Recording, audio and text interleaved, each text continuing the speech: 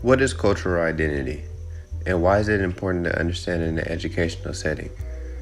Although the answers to these questions may seem obvious, cultural recognition is still something that some teachers fail to do and is something that is still highly underappreciated in schools today. Part of the reason is because many teachers have inadequate knowledge about the different cultures of students they deal with. And also, most teachers want to do the best for all their students, and they mistakenly believe that to treat students differently because of their culture is racial discrimination. However, teachers must have the ability to make distinctions among different cultures. So what is cultural identity, you ask? Well, cultural identity can be defined as an identity or feeling of belonging to a group. It is part of a person's self-conception and relates to their nationality, ethnicity, religion, social class, and much more. So what's my cultural identity, you ask? Well, for starters, my name is Stephen Williams, and I was born in Long Beach and raised in Downey, California. I was raised in a small family of 5, 2 siblings with me being the baby. My parents, Steve and Tracy Williams, are hardworking individuals who to this day make sure they do everything they can to provide for their family. Like many other African American children, I was brought up to be Christian. Many Sundays I remember going to church with my family, which is why I feel bad for not going as much today. It's mainly because I got busy with school and sports. I was introduced to sports early as a child.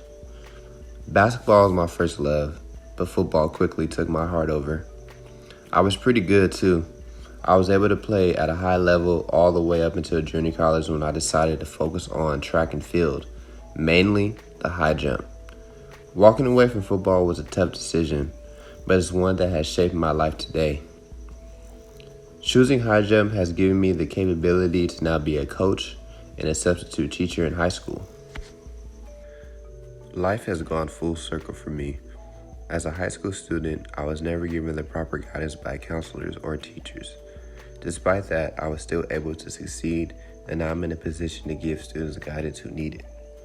This is the main reason I made my decision to become a teacher. I want to be that teacher students look for guidance. Like mentioned before, I went to a high school that didn't care much about giving guidance to its students in need. Teachers didn't give much thought to cultural identity or their cultural attitudes. Now I work at the same high school and can help bring change. Being the only black student in many of my classes has helped me understand how it feels to be neglected and left out.